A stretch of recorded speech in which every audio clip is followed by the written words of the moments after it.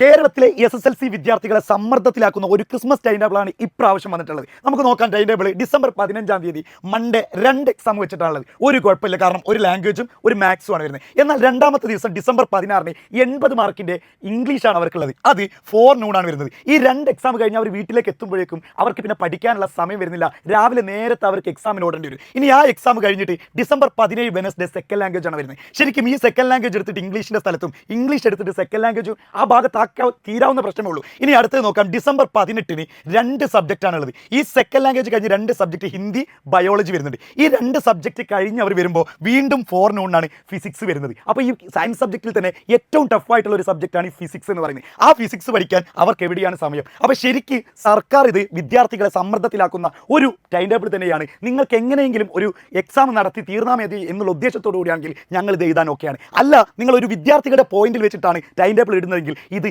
ശരിക്കും re arrange ചെയ്യേണ്ടത് തന്നെയാണ്. ഞാൻ ഒരിക്കലും ഇത് സാറ്റിസ്ഫൈഡ് അല്ല. ഇനി വിദ്യാർത്ഥികൾ നിങ്ങളുടെ കമൻറ്റിലൂടെ അറിയിക്കണം. നമ്മൾ ഇത് ചേഞ്ച് ചെയ്യാനുള്ള എല്ലാവിധ നടപടികളും വീഡിയോയിലൂടെ നമ്മളൊരു പ്രതിഷേധ രൂപത്തിൽ അറിയിക്കുന്നതാണ്. നിങ്ങളിത് മാക്സിമം ഫ്രണ്ട്സിന് ഷെയർ ചെയ്ത് കൊടുത്താൽ എത്തേണ്ടവരെ, കാണിക്കേണ്ടവരെ ഇത് കാണിക്കുക തന്നെ ചെയ്യണം.